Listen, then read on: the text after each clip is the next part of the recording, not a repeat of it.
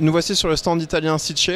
Donc on connaît la marque pour les pompes de remontée, donc comme la Syncra SDC, pilotable via un boîtier et via Wi-Fi. Cette fois-ci, il nous montre la version pompe de brassage SDC, la Xtreme SDC.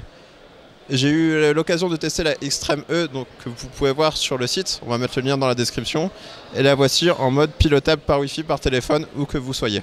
Autre nouveauté sur le stand Sicce, les pompes PSK SDC, donc les pompes pour écumeurs pilotables, soit par le boîtier directement, soit par application, téléphone ou tablette, avec deux modèles disponibles, la 2600 et la 4000, qui correspondent au débit d'air maximum. A savoir qu'à partir d'aujourd'hui, toutes les pompes de Sicce seront disponibles avec un capteur de température intégré qui permet d'avoir une notification sur le téléphone en dehors d'un certain intervalle que l'on peut fixer, un arrêt du moteur automatique lorsque la pompe est sortie de l'eau, ou un arrêt lorsque le rotor est bloqué, par exemple avec un morceau de caillou ou du sable qui serait rentré dans la pompe. Bienvenue sur le stand Planctovie, réputé pour ses cultures de phytoplancton, et qui nous annonce sur le stand à Interzo la sortie de nourriture pour coraux et poissons larvaires. Donc quand on veut faire de la reproduction de poissons clowns, de mandarins ou d'autres espèces par exemple, à savoir que les larves à l'éclosion ne mangent que de la nourriture très fine.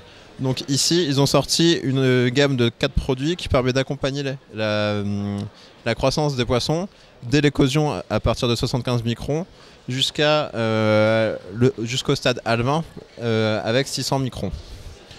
Autre produit intéressant pour l'élevage de certains poissons comme les hippocampes, les souches de rotifères en flacon transparent avec du phytoplancton qui leur permet d'assurer une durée de vie en frigo de 4 semaines.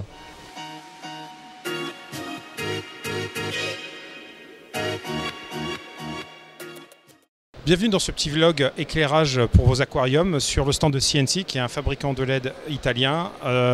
Donc c'est des produits qu'on avait déjà vus précédemment sur internet mais qu'on n'avait pas vu en vrai. Donc c'est leur première présence sur un Interzo. Et donc ils ont une gamme complète de LED intégrée qui commence par la Pixie qui est un petit éclairage LED pour aquarium nano qui existe donc en eau douce et en eau de mer. On a une gamme un peu plus grande avec un Blu-ray S-Mall, donc c'est un petit pavé comme ça avec donc un éclairage LED complètement intégré. Vous verrez plus tard une plaque de LED pour comprendre pourquoi j'y ai intégré.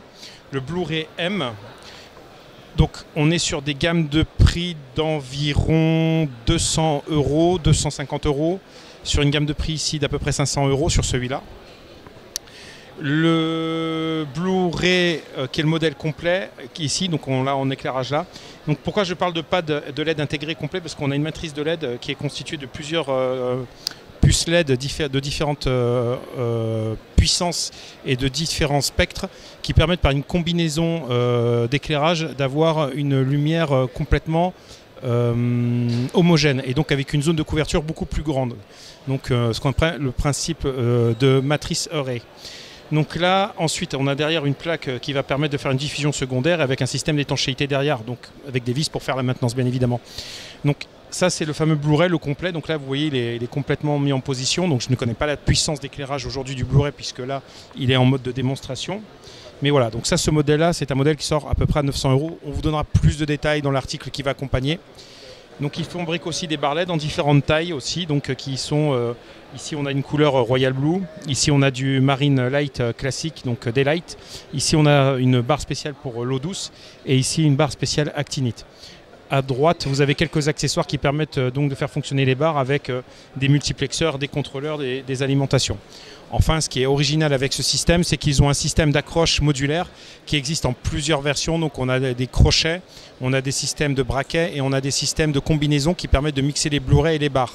Donc c'est quand même quelque chose d'assez sympa parce que ça fait un Lego et ça vous permet tout simplement de faire un crénelage dans ce que vous voulez mettre comme module LED. Les prix sont relativement élevés. On va regarder les specs techniques dans l'article qui accompagnera cette vidéo pour vous montrer à peu près ce que ça donne et ce qu'on en pense.